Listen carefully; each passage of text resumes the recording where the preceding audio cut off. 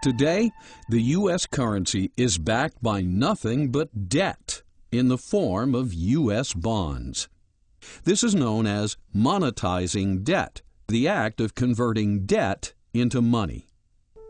Debt causes inflation because the Federal Reserve System facilitates the conversion of government bonds, government IOUs, into Federal Reserve notes, what we use as a currency. When this is done, the money supply is inflated. When the money supply is inflated, it becomes watered down or diluted. Just like stock, when a corporation authorizes and issues more stock, existing shareholders are diluted. When money is diluted, it has less purchasing power. When it has less purchasing power, prices rise because it takes more Federal Reserve notes to purchase a given product. When prices rise, it has the effect of a tax. Inflation is therefore a hidden tax. If you can delay the payment and hide the payment, that is, borrow money or print money, those who really pay the price are hard to find. They're usually the poor people in the middle class. So it's a very specific plan to have a central bank to destroy money. It's been done for thousands of years. They used to dilute the metals or clip the coins, or even in the old days they tried printing money. Today we do it with a computer. Thus, cultural Marxism uses debt, which generates the hidden tax of inflation, and endless taxes to fund its socialist operations and expansion.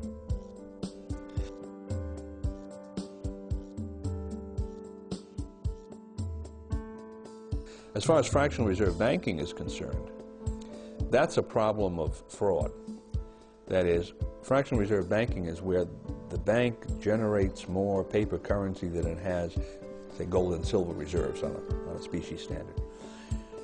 And it can really generate as much paper currency as the market is willing to bear, as long as the market has some credence that the bank will pay. And what tends to happen is that the banks overexpand. They play too many of those cards, and at a certain stage the market says, no, there's too much money out here in terms of real resources, and you get what's called a bank run. People come back to the banks and will make good on these promises. The banks can't do it. You have recession, depression, what have you, the whole credit structure drops. Now, if that kind of a system were fully disclosed and everyone knew how it was working, my anticipation is that there would be very few fractional reserve banks. The framers of the Constitution were quite aware of the liabilities of bills of credit and fractional reserve banking. And this is why Article 1 states, "No state shall make anything but gold and silver a tender in the payment of debts." And, quote, "No state shall emit bills of credit."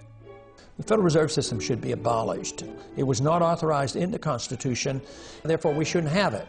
But I take a sort of a moderate approach to doing it because there's a lot of people who depend on the system today, and I wouldn't close it down in one day, but I would legalize competition, allow gold and silver to circulate as money, take taxes off gold and silver so you didn't have to pay sales taxes or capital gains taxes, and let the people transition over to gold and silver. Since 1976 we weren't even allowed to own gold, and then later on we got the American Gold Eagle. So we're moving in that direction.